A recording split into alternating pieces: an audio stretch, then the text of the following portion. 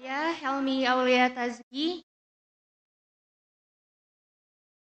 mahasiswi Prodi Pendidikan Agama Islam, juga salah satu anggota aktif di Pusat Studi Tafsir Al-Quran dan Hadis UII. Saya izin bertanya satu pertanyaan kepada Gus Baha dan Prof. Quraisy. Jadi, belakangan ini terdapat beberapa tulisan opini dan penelitian yang menyebutkan bahwa di Indonesia ini mengalami krisis keteladanan dan menurunnya moral yang disebabkan oleh media sosial, diantaranya konten pornografi, kekerasan, dan budaya viral. Nah, dalam permasalahan ini, pendidikan agama Islam sering disebut memiliki peranan yang besar sebagai benteng moral. Akan tetapi, di lapangan kami menemukan bahwa pendidikan agama Islam ini tidak menyentuh aspek afektif, dia hanya sampai di tahap kognisi dan kognitif. Menurut Gus Baha dan Prof. Quraisy Shihab, bagaimana seharusnya tafsir Al-Quran dan kajian hadis diajarkan kepada kami sebagai Gen Z sehingga tidak hanya menjadi hafalan, akan tetapi mampu menjadi role model dan benar-benar bisa membentuk karakter Islami dalam diri kami.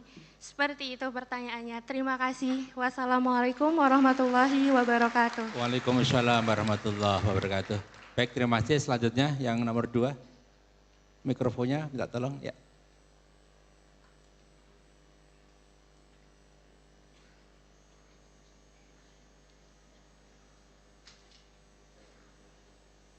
Cek. Ya, bismillahirrahmanirrahim. Assalamualaikum warahmatullahi wabarakatuh. Waalaikumsalam warahmatullahi wabarakatuh. Ya, perkenalkan saya Vini Pratama, pengajar di Teknik Mesin Universitas Islam Indonesia.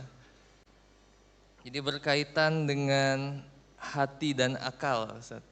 Jadi kan kalau di teknik mesin itu sepertinya yang kami pelajari itu tidak berkaitan dengan hati ya. Karena yang kami pelajari tentang mesin gitu kan. Nah, sehingga yang saya tanyakan itu, kalau kita lihat di Al-Quran itu kan hati itu diterjemahkan sebagai qalb kan, qalb. Cuma yang saya tanyakan, qulubu yaqilun kan, hati itu hati yang berakal ya, atau hati tapi sedang berakal gitu kan. Nah, saya jadi bingung bagaimana kita memahaminya ya. Jadi hati itu ternyata menggunakan akal ya. Mungkin itu pertanyaannya, seperti apa kita bisa memahaminya ya. Wabillahi taufiq wal hidayah. Assalamualaikum warahmatullahi wabarakatuh. Waalaikumsalam warahmatullahi wabarakatuh. Baik, ada 2 pertanyaan Prof. Quraisy dan Gus Baha. Yang pertama terkait dengan bagaimana mengajarkan Al-Quran dan hadis kepada Gen Z, anak muda, supaya supaya moralnya, akhlaknya ini tertata. Kemudian yang kedua terkait dengan qalb, tapi kenapa kok afala yaqilun, kira-kira gitu ya. Maka baik, dipersilakan.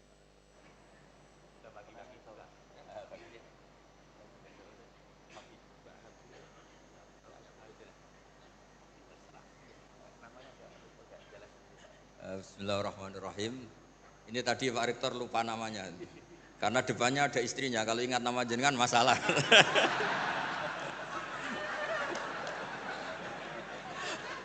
Bener-bener sangat Indonesia, suami-suami takut istri. Lo kemarin-kemarin inget loh ya, saksinya banyak. Acara kemarin inget ya? Inget ya? Sekarang alhamdulillah lupa. Ya bagus.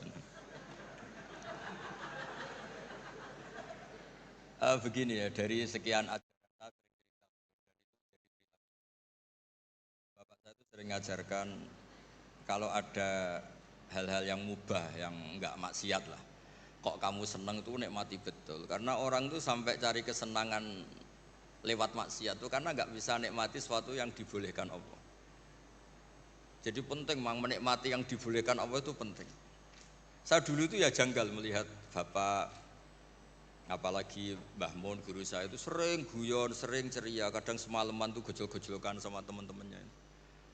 Terus beliau cerita, banyak orang yang malam ini berjuang untuk tidak dugem, tidak maksiat. Itu kalau berjuang sendiri berat. Kalau asik jagongan, makan-makan, masak-masak, itu terus asik. Sebab itu diantara konsep Quran itu kul bifadlillah wa birahmati fabidzalika falyafrahu. Orang itu harus asik dengan hal-hal yang dibolehkan Allah. Itu sebabnya saya menyaksikan sendiri guru-guru saya, bapak saya, Abi Quraisy, semuanya orang-orang yang ceria. Karena bisa ceria dengan hal yang enggak maksiat itu luar biasa, apresiasi Allah Ta'ala itu luar biasa. Sampai Imam Ka'bi dalam usul fikih ngendikan, mubah dikatakan mubah itu keliru katanya. Mubah itu wajib. Karena itsma min mubahin illa wa yatahaqqaqu bihi tarku haramimma. Fayal zamu minas sukun tarkul qatli wa minas sukut tarkul qadaf. Mubah sesuatu yang boleh hakikatnya adalah wajib. Karena ketika kita melakukan mubah artinya meninggalkan keharaman. Sementara meninggal haram itu adalah wajib.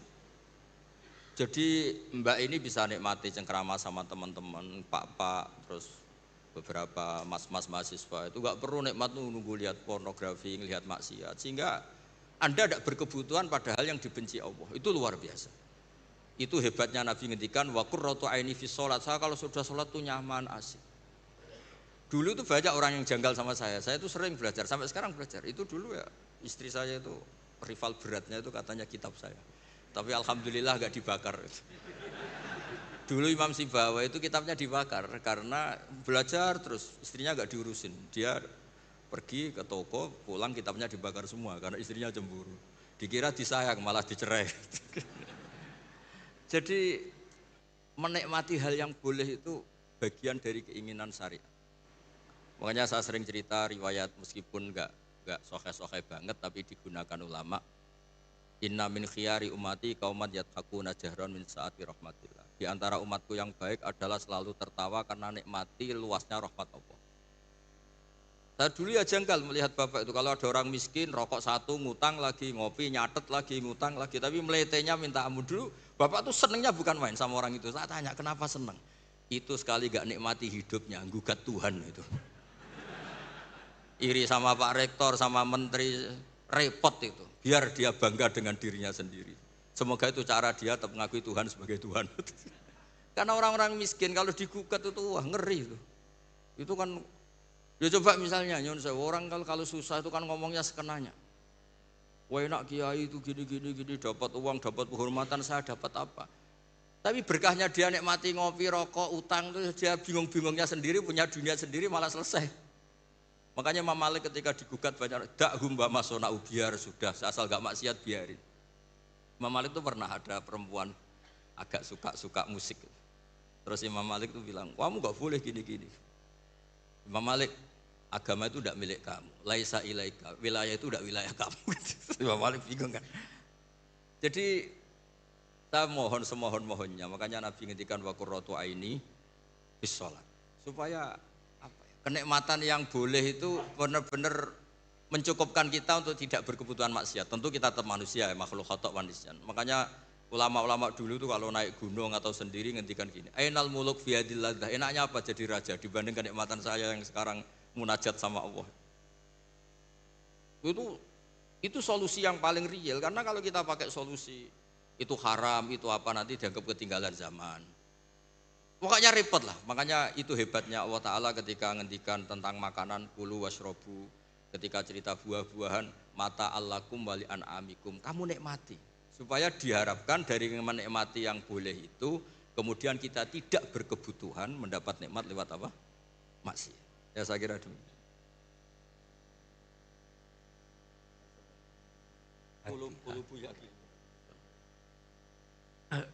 Baik. Hati. Sepanjang ingatan saya, ada beberapa kata yang digunakan oleh Al-Quran untuk menunjuk hati. Bisa qalb, bisa fuad, bisa mafis sudur. Itu beda-beda maknanya.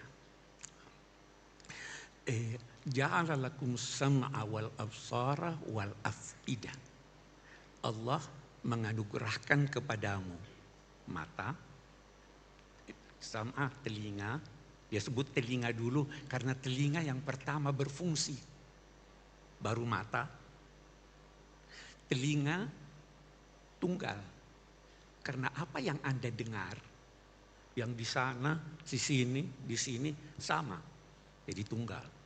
Absar, pandangan berbeda-beda. Yang dari sana melihat sini lain, dari sana melihat sini lain. Baru al-afidah. Afidah juga berbentuk jamak. Apa itu afidah?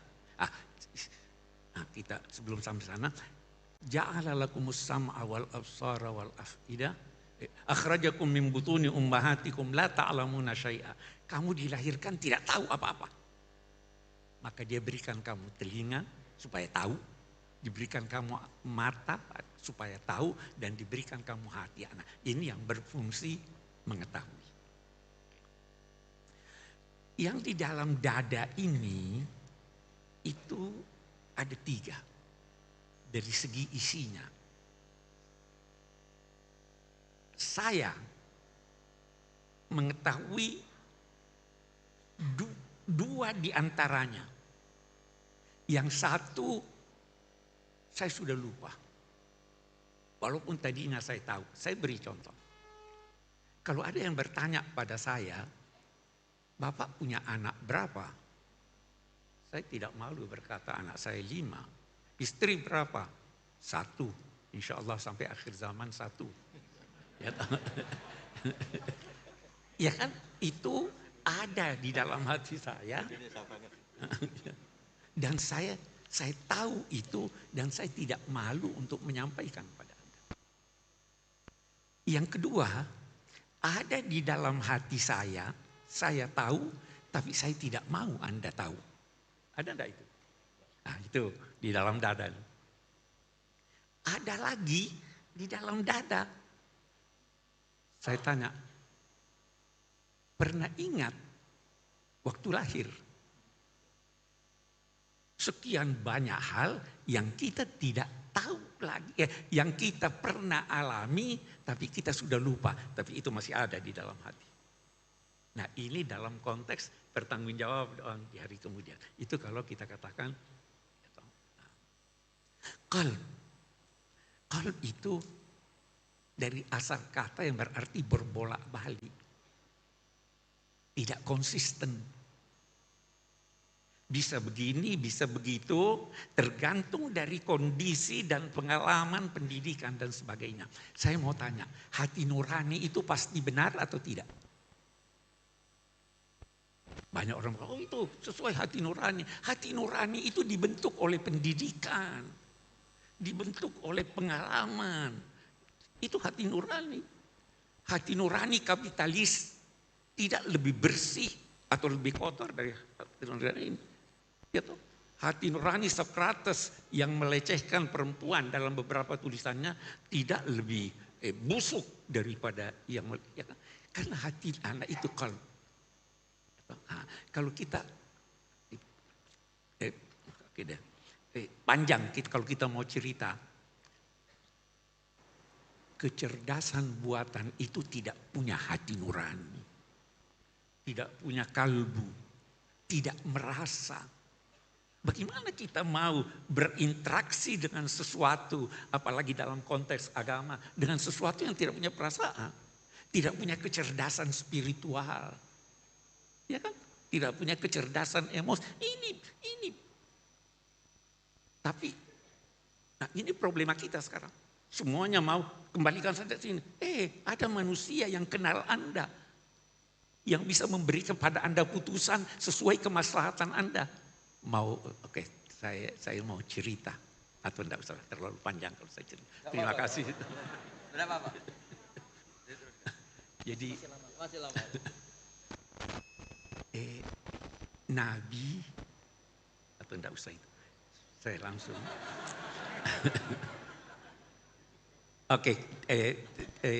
Saya harap bisa dipahami maksud saya. Ada seorang penguasa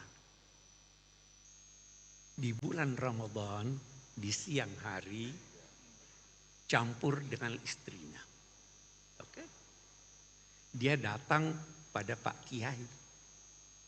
Pak Kiai, saya begini, apa jalan keluarnya?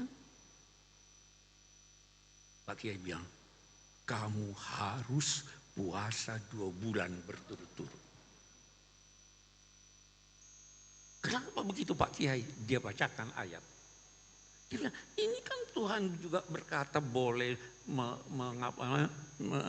memberi makan 60 orang atau memerdekakan budak.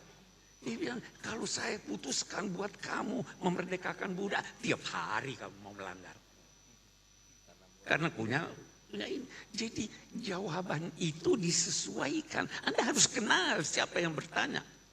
Kalau ada yang bertanya pada Anda, 2 orang bertanya pada Anda, saya boleh berenang di laut? Kamu tidak boleh, kamu boleh. Kenapa dibedakan? Kamu pandai berenang, ini tidak pandai berenang. Itu kecerdasan buatan bisa tahu itu. Tidak bisa. Jadi, ada yang kita bisa gunakan dalam batas-batas tertentu, ada yang memang tidak bisa. Jangan semuanya lantas, Anda tidak ngerti apa-apa, buka, oh, ini hukumnya begini, enggak. Saya kira itu ya. Baik. Terima kasih Gus Ba dan Pak Kures. Kita buka sesi selanjutnya. Saya sedang mencari ini.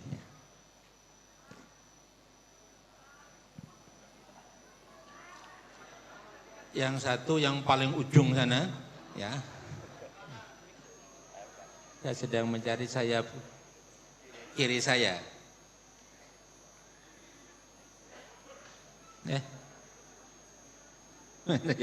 Oh yang depan ya, yang depan wangi batik ya. Dua dulu ya, dua dulu. Dimulai dari situ dulu ya, silakan. Ya.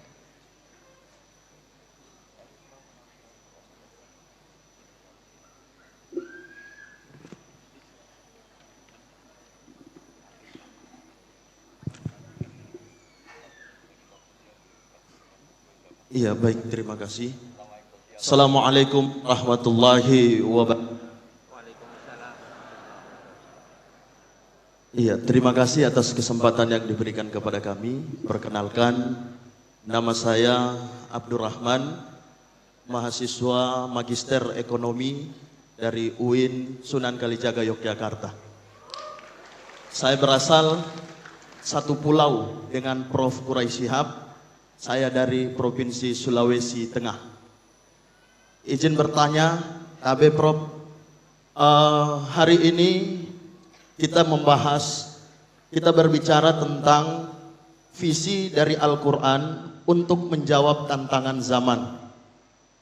Akan tetapi, dinamika yang sering terjadi di tengah-tengah kita di masyarakat, banyak orang yang memahami Al-Quran, atau bisa kita sebut dalam tanda kutip, mereka-mereka entah itu seorang ustadz, seorang da'i, seorang kiai, dan ulama, dan sebagainya. Akan tetapi justru mereka-mereka yang paham tentang hal itu masih banyak membuat hal-hal kontroversi di tengah-tengah masyarakat. Dan kalau menurut pandangan kita sebagai masyarakat awam, sekelas ulama, sekelas ustadz, sekelas kiai, harusnya mereka lebih paham dari isi-isi Al-Quran dan agama itu sendiri. Akan tetapi masih banyak dinamika yang terjadi, masih ada mereka yang berselisih paham, masih banyak lisan-lisan mereka yang mengeluarkan kalimat-kalimat bahkan sampai menghina. Saya beri satu contoh yang nyata terjadi di tengah-tengah kita. Di pertengahan tahun 2025, ada seorang seorang ulama yang dengan ringan mengeluarkan kata kalimat dari menyebut ulama kami dari Sulawesi Tengah dengan perkataan monyet dan lain sebagainya. Hal ini kan tak pantas keluar dari lisan seorang yang paham tentang agama dan lisan. Mohon pertanyaannya. Iya, kiranya bisa diberikan pandangan dari Prof dan juga Gus Baha terkait hal-hal tersebut. Terima kasih. Wassalamualaikum warahmatullahi wabarakatuh. Waalaikumsalam warahmatullahi wabarakatuh. Ya. Terima kasih. Selamat datang Prof. Ova. Berkenan bergabung bersama kami ya di depan ya. Ini Prof. Ova, Rektor Universitas Gadjah Mada, putri dari Rektor UII. Prof. Jaini Dahlan, bukan saya. Baik, selanjutnya yang pertanyaan kedua tadi yang di ujung sana tadi, mana tadi? Di sini, yang pakai ya. Sudah pindah di depan sini, Prof. Di mana? Oh, situ ya, silakan. Ya, Assalamualaikum warahmatullahi wabarakatuh. Waalaikumsalam warahmatullahi wabarakatuh. Nama saya Faizatul Ansoriyah, Prof. Dari UNS. Seperti ya. Ya, suatu saat berdoa Prof. Quraisy dan Gus Bahak kerso rawuh di UNS. Tadi sempat tersindir karena meninggalkan fardu ain ngajar hari ini. Tapi sudah dipindah besok kok, Gus. Jadi insya Allah aman. Jadi seperti itu. Ada banyak pertanyaan karena sudah bercita-cita lama sowan ke Prof. Quraisy dan Gus Bahak. Hari ini baru lihat tadi malam posternya langsung dengan teman saya, satu dari FISIP UNS, Prof. Kita langsung berangkat pagi ini, sempat terdampar di lantai 3 tadi, tapi semangat 45 pindah ke bawah, akhirnya dapat tempat duduk meskipun di belakang. Alhamdulillah.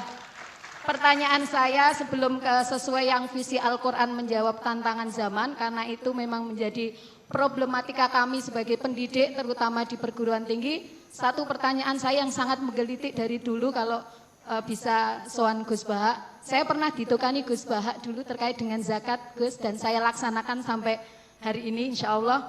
Pertanyaan saya yang sering muncul di IG atau apapun itu pernyataan ngendikanipun Gus Bahak yang terkait seperti ini. Hidup itu mudah, yang penting jangan maksiat dan bermanfaat untuk orang lain. Tapi itu kan susah, Gus. Itu, Gus. Itu kalau saya ngajar dasar logika ini jelas kontradiksi, Gus.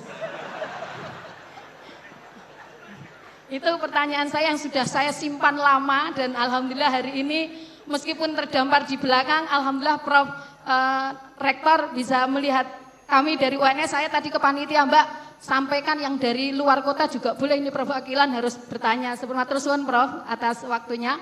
Yang kedua ini kegelisahan kami Prof. Quraisy, Gus Bahak sebagai pendidik, bukan hanya mendidik anak kami tetapi banyak anak-anak yang istilahnya kita sebagai pendidik kadang dihadapkan pada satu satu kondisi ketika anak memang betul-betul dibuat secara akademis itu pintar gampang karena tinggal di leske, yang penting ada uang dan seterusnya, itu kapitalis. Karena masuk UI juga bayarnya lumayan nggih, Prof. Nggih.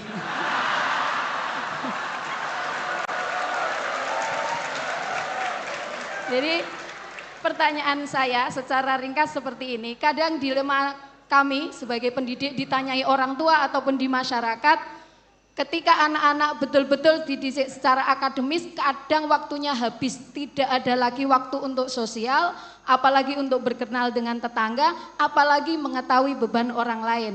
Tetapi ketika kita juga mendidik anak-anak kita untuk sosial dan sebagainya, secara akademis akan tidak semelesat orang-orang yang dididik secara akademis itu. Nah, ini Al-Quran menjawab kegelisahan kami pada orang-orang tua seperti ini bagaimana. Itu saja, yang terakhir bukan pertanyaan, saya nyuwun doanya untuk dari Prof. Quraisy, Gus Bahak dan semua yang hadir di sini bahwa kami para pendidik ini masih bisa tetap mempertahankan prinsip mendidik sesuai dengan zamannya. Matur suwun, waktunya. Assalamualaikum warahmatullahi wabarakatuh. Waalaikumsalam warahmatullahi wabarakatuh. Terima kasih, karena tadi UI disenggol, saya senggol balik. Di UI Bapak, itu tiap tahun kami memberikan beasiswa sekitar 1.500 paket. Saya jawab, Prof. Anak saya semoga besok dapat beasiswa di sini ya, Pak. Ada untuk apa, ada untuk hal yang hafidh, untuk pondok pesantren dan lain. Silakan ketik pmb.ui.ac.id. Baik Ibu Bapak, yang sebelum ini menyampaikan tadi ada yang menarik Gus Bak sama Prof. Gores. Ini terakhir minta doa. Karena tadi Gus Bak pagi tadi bilang, sekarang sama Kiai tidak minta doa, minta selfie katanya. Nah ini tadi minta doa alhamdulillah. Jadi ada dua pertanyaan Prof. Gores dan Gus Bak. Yang pertama tadi bagaimana menyikapi situasi ada orang paham agama kok suka membuat kontroversi. Kemudian yang kedua tadi ada dua pertanyaan. Hidup itu mudah, yang penting jangan maksiat, itu kan susah Gus, kira-kira gitu. Kemudian pertanyaan kedua adalah bagaimana ini dilema mendidik anak antara akademik, agama, sosial dan lain-lain. Ya. Monggo dimulai dari Gus Bak aja. Ya, yang anak muda. Bismillahirrahmanirrahim. Tadi yang tetangganya Pak Kures yang jawab saya, kalau sama tetangga nanti basa-basi.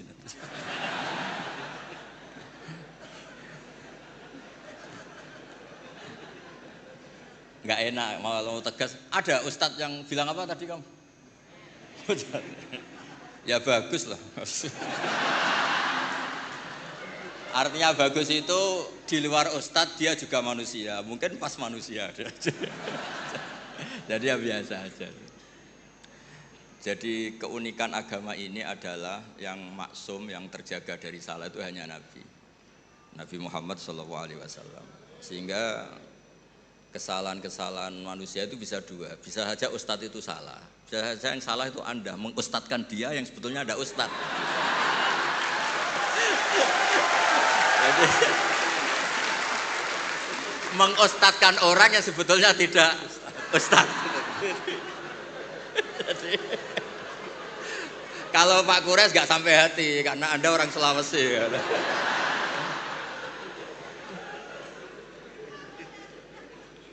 Ya, ini yang dari UMS ya? UNS Solo itu. Itu yang penting yang terakhir aja dapat beasiswa tadi doanya itu. Begini ya, saya memang sering kalau boleh dibahasakan dalam fikih itu fatwa. Gak penting taat banget sepenting tidak maksiat. Itu tuh mudah yang penting tidak maksiat. Sesuatu itu bisa sangat akademik, sangat keilmuan. Misalnya kita bilang racun itu membunuh.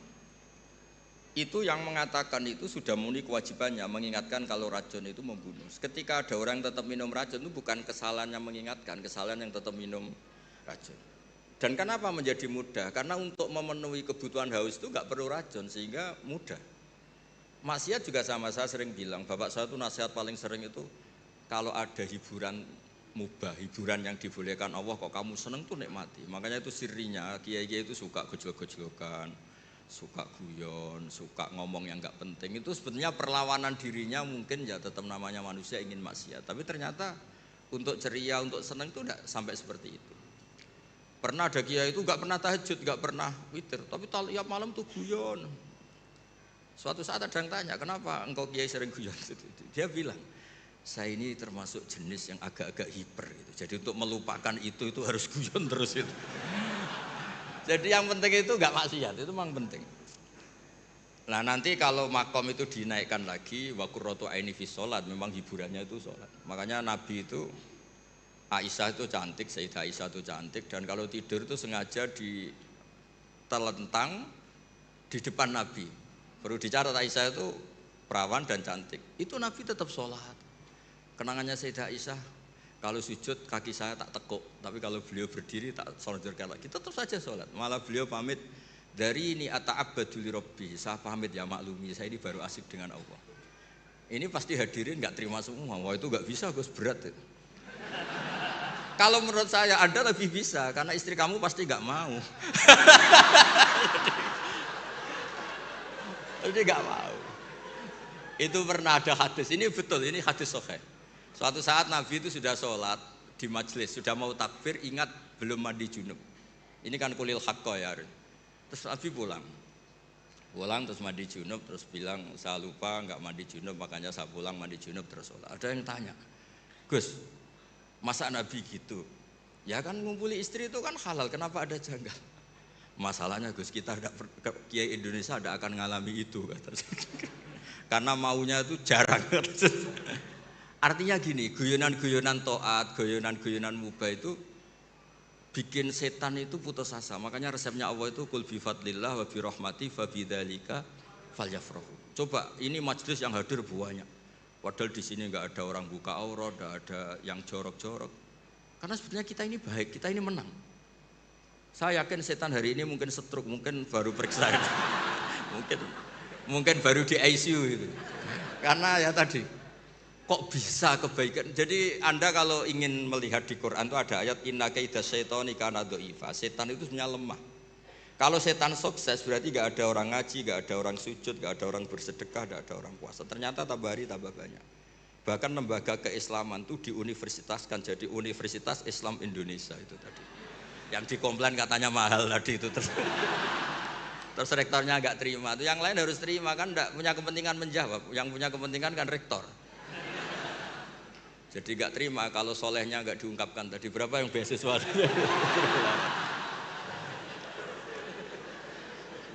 Saya punya riwayat hadis, Abi Quraisy pasti tahu. Ada kata-kata gini di beberapa kitab-kitab hadis, tapi model kitab hadis yang model wali.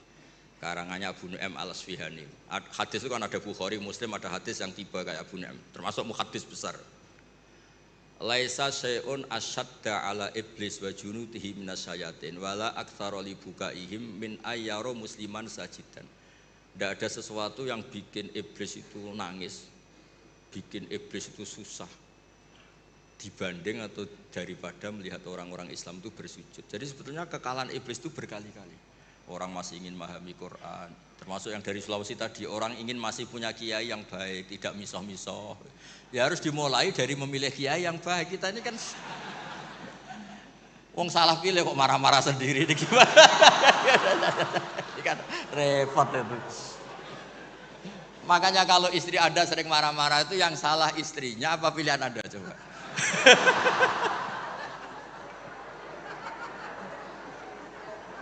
Gimana itu jawabnya itu? Gak usah dijawab Pak Quraisy, kasihan, tertekan betul beliau ini kan.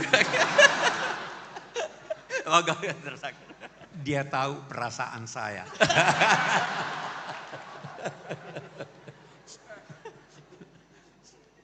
Sudah terjawab semuanya, apa lagi yang mau dijawab?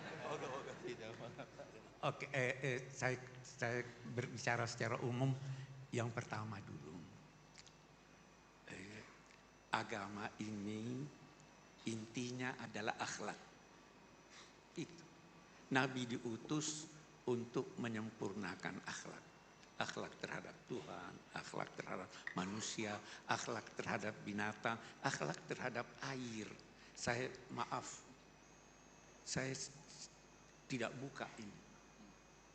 Saya berdua dengan Gus Baha. Karena kalau sudah terbuka akan dibuang. Kita harus punya akhlak terhadap air. Ya kan? Nah, jadi inti agama ini akhlak. Yang kedua,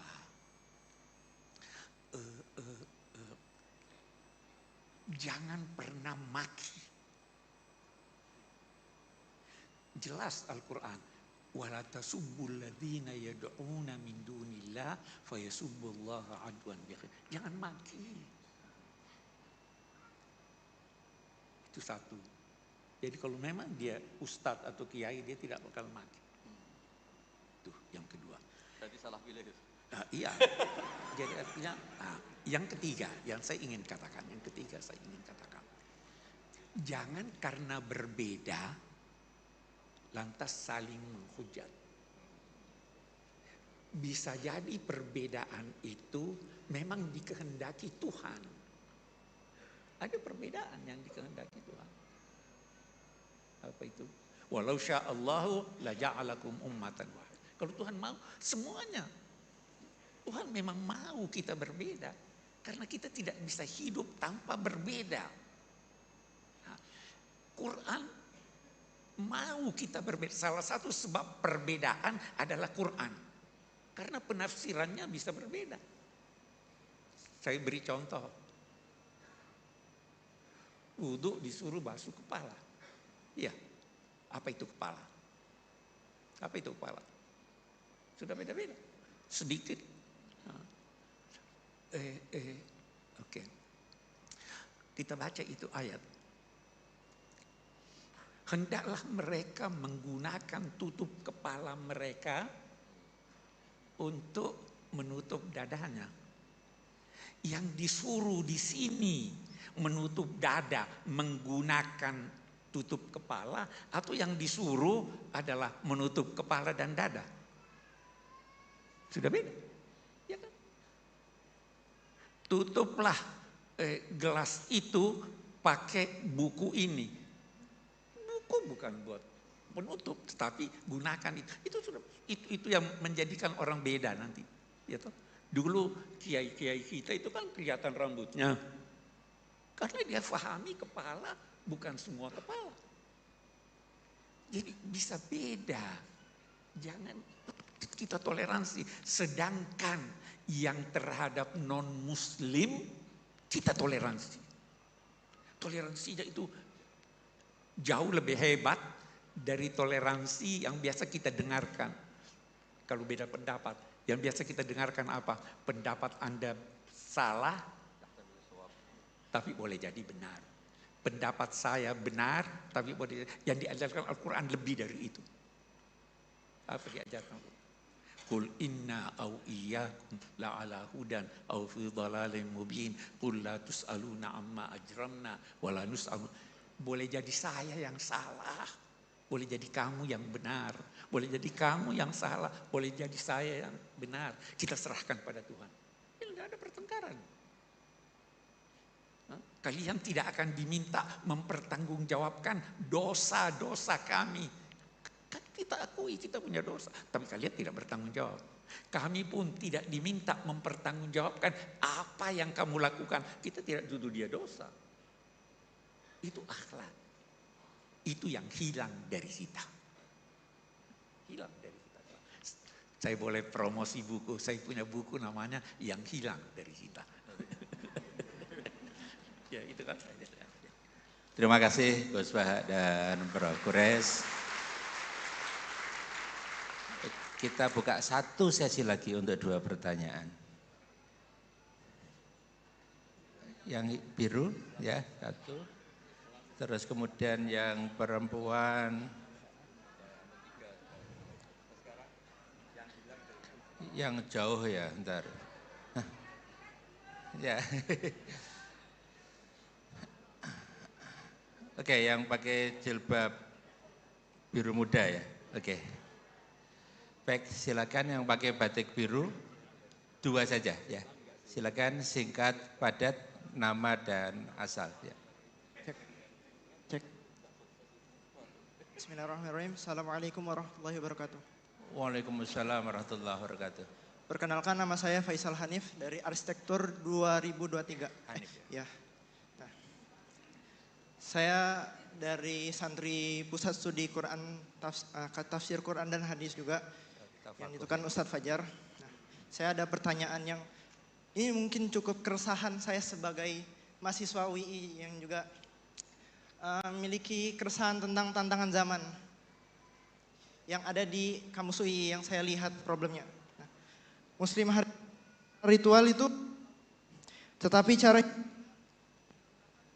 putus-putus ya. Ada mikrofon lain nggak ya? Cek.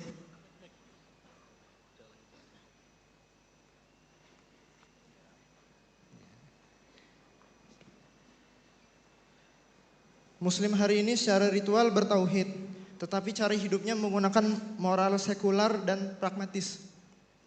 Khususnya di kampus saya tercinta ini, terkadang hal ini juga mungkin secara tidak sengaja dipromosikan oleh guru-guru kami yang juga diaminkan oleh mahasiswa.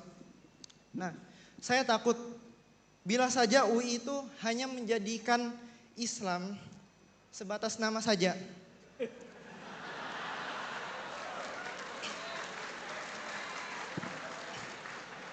Yang padahal UII memiliki dasar catur dharma untuk menegakkan dakwah Islamiyah. Jadi kayak punya dasar yang kuat untuk menegakkan moral Islam gitu. Nah, apakah panjenengan melihat adanya cara menjembatani antara tradisi, modernitas, logika, dan visi Quran gitu? Karena ya yang saya cukup resahkan ya di kampus, ini kampus Islam.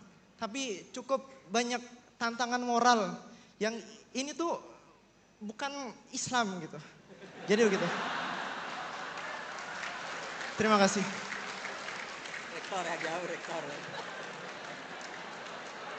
Baik, terima kasih Mas Hanif. Ya, satu lagi ya Gus Bah ya sama Prof. Kures ya sana. Bismillahirrahmanirrahim. Assalamualaikum warahmatullahi wabarakatuh. Waalaikumsalam warahmatullahi wabarakatuh. Perkenalkan, nama saya Kusmiatin dari pelosok desa Kabupaten Trenggalek, Jawa Timur.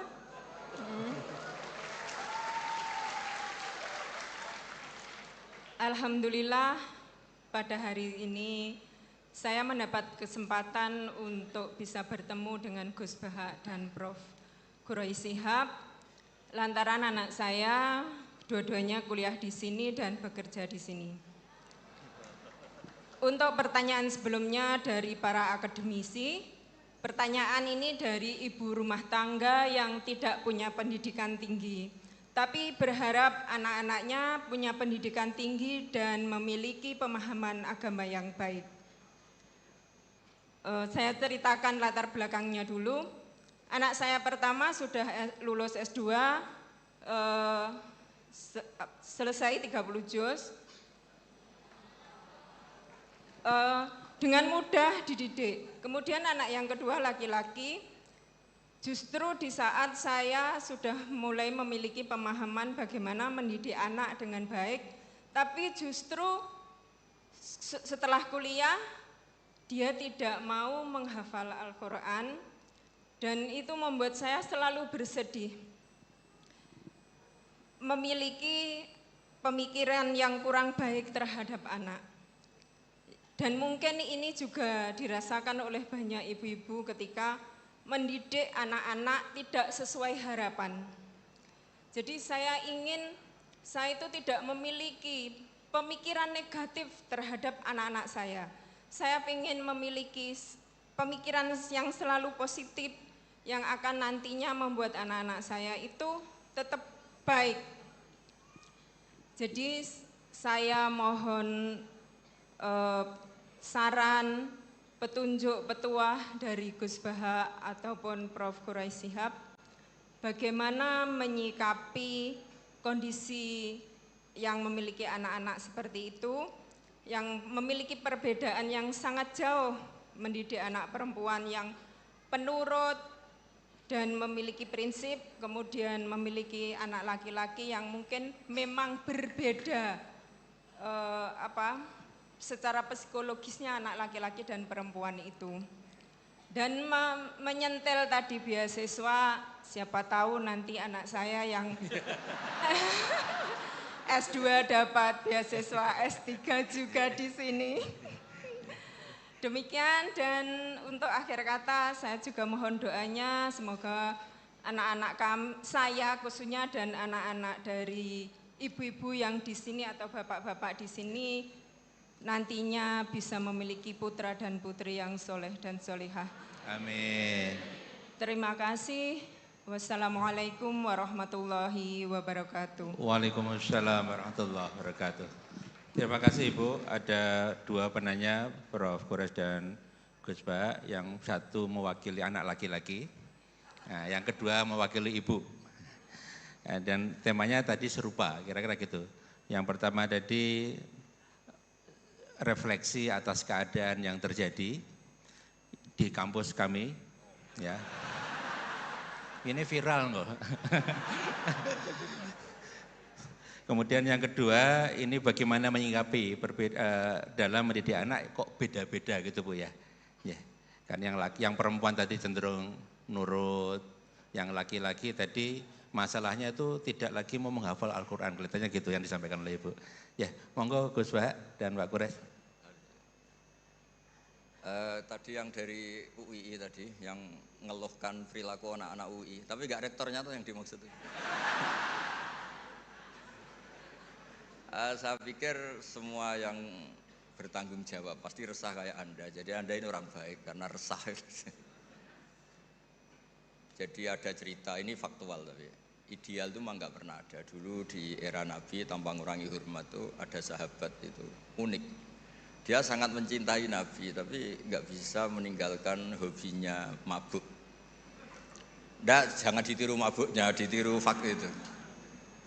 Tapi dia kalau disuruh mabuk di tempat-tempat kayak gitu nggak mau, dia inginnya deket-deket. Sampai ada orang yang terus bilang, wah dasar kamu khimar. Nggak neruskan monyet loh ya, ini cerita asli. Ini cerita. Dasar kamu khimar. Pak Quraisy pasti tahu hadis itu terkenal sekali, ada di Bukhari. Wa kana yulaqabu khimaran. Loh ini sudah iya. Saya nggak butuh iyanya rektor karena iyanya karena nggak tahu bilang iya. Butuh iyanya ini. Jadi ini nambah pahalanya Pak Rektor, saya gojlok itu bukan ngurangi pahala saya, nambah pahalanya Pak Rektor. Dan pahala saya dikurangi masih cukup lah, masih banyak. Sampai para sahabat bilang ma aktsara ma utiya. Maksudnya kamu sering dikasih sanksi, dikasih apa, masih tetap gitu. Sampai beberapa sahabat gak kuat terus melaknat dia. Terus Nabi ngendikan la tal'anuhu fa inni wallah la ara illa annahu ahabba wa rasulah. Ada yang riwayat illa annahu yuhibbu wa rasulah. Saya kecewa tapi jangan kamu laknati. Saya masih melihat dia mencintai Allah dan Rasul. Terus di komentar Ihya, kitab Ihya bilang falam yukhrij Rasulullah bil maksiyah anil mahabbah. Itu saya hafalkan betul hadis itu. Nabi tidak mengeluarkan dia dari status mahabbah, mencintai kebenaran meskipun dia masih salah. Jadi di antara kebaikan agama ini memang selalu berharap. Mungkin anak-anak kita sekarang nakal, nanti enggak. Ini sekaligus jawab ibu-ibu tadi. Kalau ada gugat anak-anak, terus mereka gugat, gimana kok saya ditakdir punya ibu ini, juga repot. Jadi repot juga kan. Jadi kadang-kadang orang itu senangani gugat anak. Kalau anak kita gugat orang lain punya ibu menteri, punya ibu dosen, saya kok punya ibu gini, ya repot juga kan. Jadi makanya dikurangi lah ngomplain-ngomplain anak. Kalau kita dikomplain balik juga repot. Jadi artinya ya hidup itu memang nggak pernah ideal, meskipun itu di zaman Nabi. Makanya kata ulama, yang ideal tuh nabinya. Kalau zaman mulai dulu ya sama, di Mekah dimusuhi kafir Mekah, di Madinah dimusuhi orang munafik. Ya tetap saja ada saja yang namanya problem. Karena dunia ini liyabluwakum ayyukum ahsanu amala.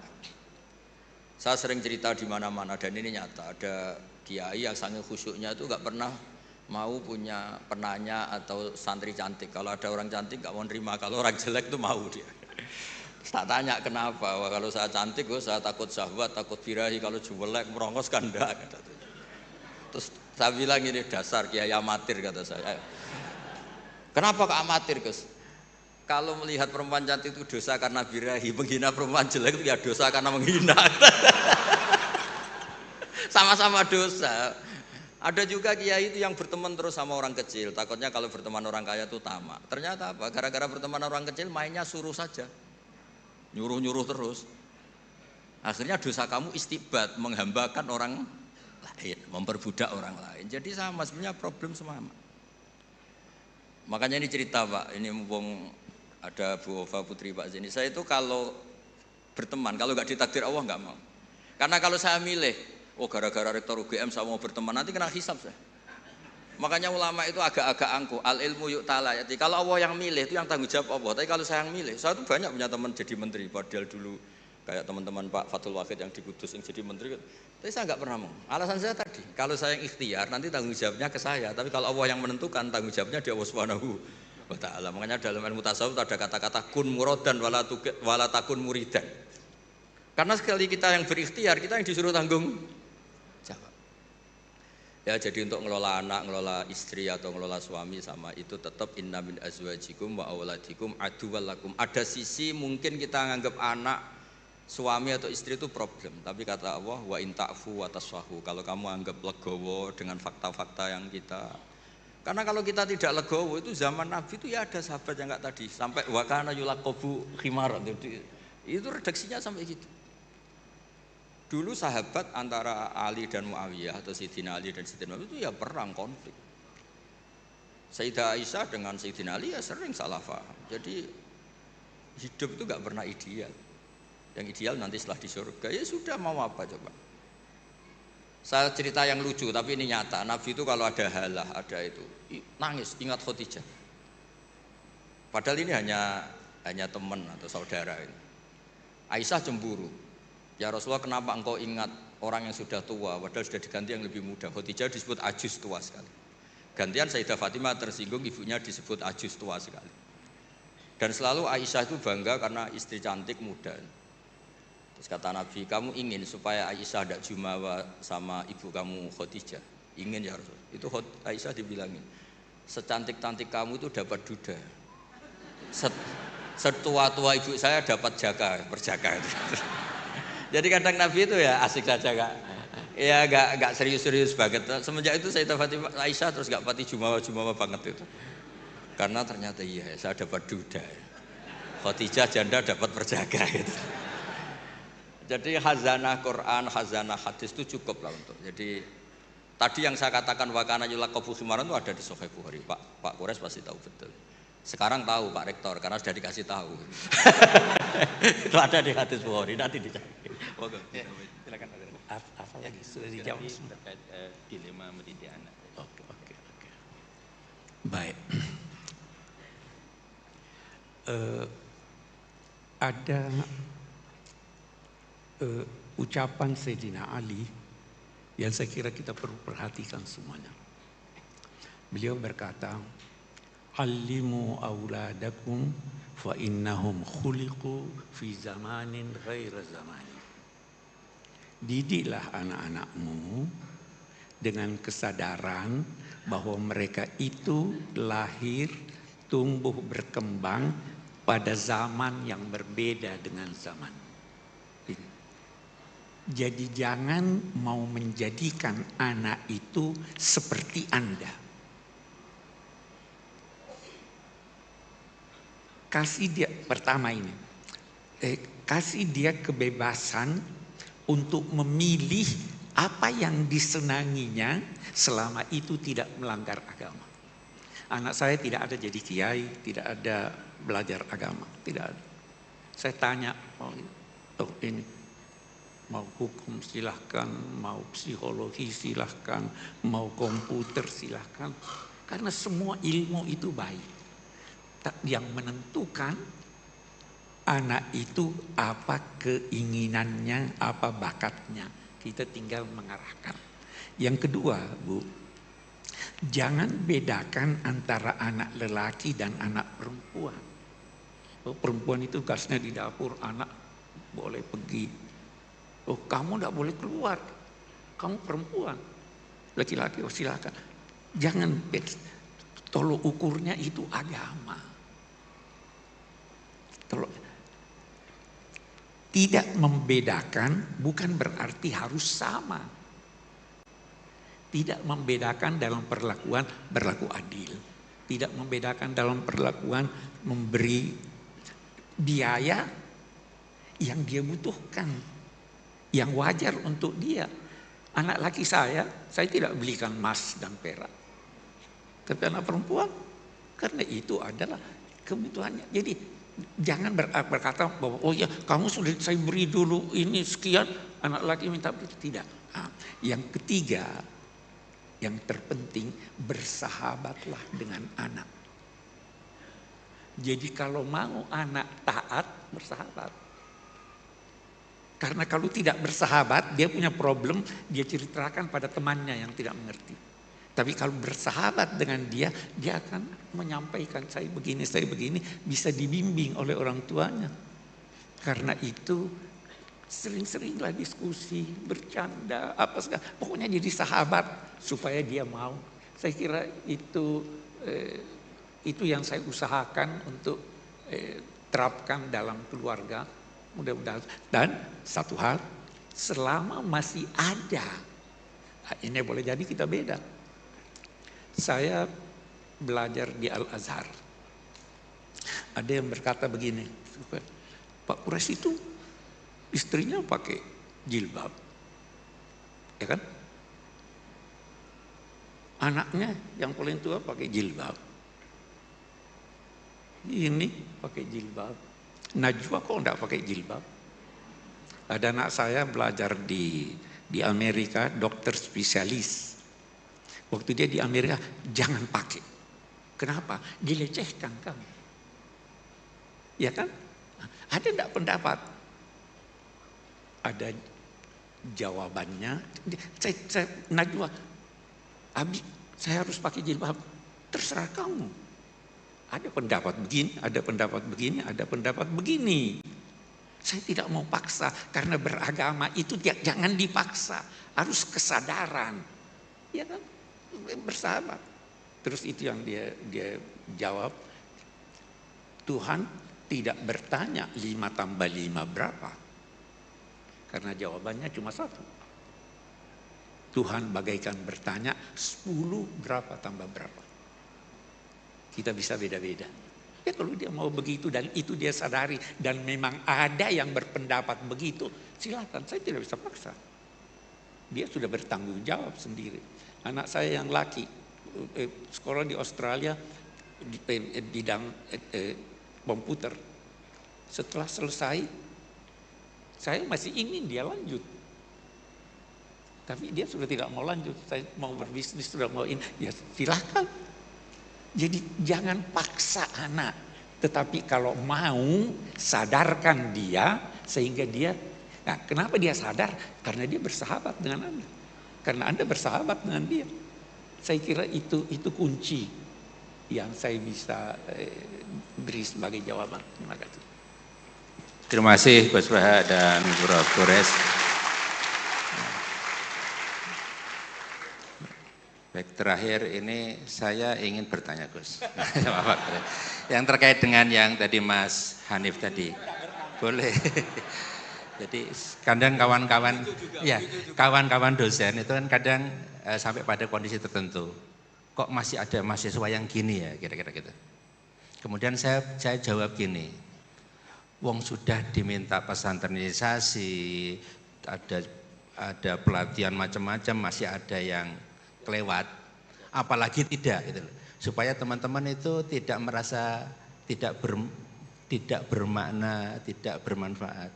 Kita sudah ada pendidikan pendalaman nilai dasar Al-Qur'an, ada latihan kepemimpinan, latihan macam-macam, tapi kok masih ada yang belum bagus. Nah, supaya teman-teman itu tetap bombong. Nah, kalau saya langsung kita yang salah kan jadi masalah. Nah, menurut Gus Bak sama Pak Kures bagaimana? Pertanyaannya seperti itu. Curhatnya diterima. Oke, curhatnya diterima Ibu Bapak. Terima kasih. Baik Bapak, alhamdulillah kita selama 2 jam, hampir 2 jam sudah ngaji bersama. Banyak hal yang kita dapatkan dan terlalu banyak kalau disimpulkan. Tadi mulai dari bagaimana, intinya kalau saya simpulkan itu bagaimana kita beragama dengan asik. Nah, dengan bahagia, menjalankan yang fardu ain, kemudian menjaga keseimbangan. Terakhir tadi terkait dengan bagaimana mendidik anak, itu tadi bahwa anak kita diciptakan bukan untuk zaman kita, tapi untuk zaman mereka masing-masing. Bapak, terima kasih untuk perhatiannya, terima kasih untuk kebersamaannya. Mari sekali lagi kita luruskan niat dalam mengaji ini, mudah-mudahan banyak hal yang kita dapatkan untuk menjadikan kita pribadi yang lebih baik di masa yang akan datang. Terakhir saya ucapkan terima kasih kepada semua pihak, kepada PSQ atas kerjasamanya, kepada semua tamu dari berbagai lembaga yang hadir, terutama kepada Prof. Kures dan Gus Baha yang sudah berbagi banyak hal dengan kita di pagi sampai siang ini. Mari bersama Bapak kita syukuri hari ini dengan membaca alhamdulillah, alhamdulillahirabbil alamin wal afu minkum. Wassalamualaikum warahmatullahi wabarakatuh. Waalaikumsalam warahmatullahi wabarakatuh. Terima kasih kami haturkan sebesar-besarnya kepada Bapak Fathul Wahid, Rektor Universitas Islam Indonesia yang telah memandu sesi diskusi dan tanya jawab dengan begitu runtut, penuh makna dan insya Allah telah memfasilitasi ibu bapak jamaah sekalian. Spesial terima kasih juga khususnya kepada Profesor Quraish Shihab dan juga Kiai Haji Ahmad Baudin Nur Salim yang telah berbagi ilmu kepada kita sekalian. Insya Allah yang awalnya hadir dengan kondisi gelas yang kosong pulang dengan gelas yang penuh. Mudah-mudahan dan Allahumma amin ya rabbal alamin. Baik ibu yang kami hormati, alhamdulillah dengan berakhirnya sesi diskusi dan tanya jawab menjadi penghujung acara rangkaian ngaji bareng Profesor Dr. Quraish Shihab LCMA dan Kiai Haji Ahmad Baudin Nur Salim telah selesai. Sekali lagi kami mengucapkan terima kasih kepada beliau narasumber yang sangat luar biasa menginspirasi untuk kita sekalian. Dan spesial terima kasih khususnya kepada jamaah yang masih standby dari pagi hingga siang hari ini.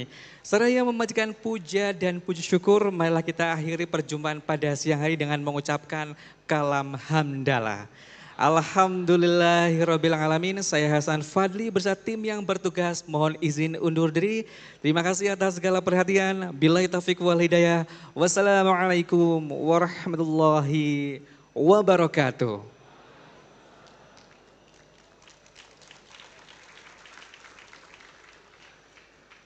Kami persilakan kepada segenap beliau narasumber berkenan menuju perlahan kembali ke ruang transit. Dan sekali lagi kami informasikan kepada segenap jamaah mohon berkenan untuk memastikan barang bawaan tidak ada yang tertinggal ataupun tertukar. Mohon berkenan juga untuk barang bawaan seperti sampah pastikan tidak ada yang tertinggal di auditorium ini. Dan mohon dipastikan dibuang ke tempat sampah yang telah disediakan. Sekali lagi kami mewakili panitia dari Universitas Islam Indonesia yang berkolaborasi dengan Pusat Studi Al-Quran menghaturkan terima kasih atas perkenan waktu di kesempatan siang hari ini. Sampai jumpa di ngaji rutin mudah-mudahan tahun depan.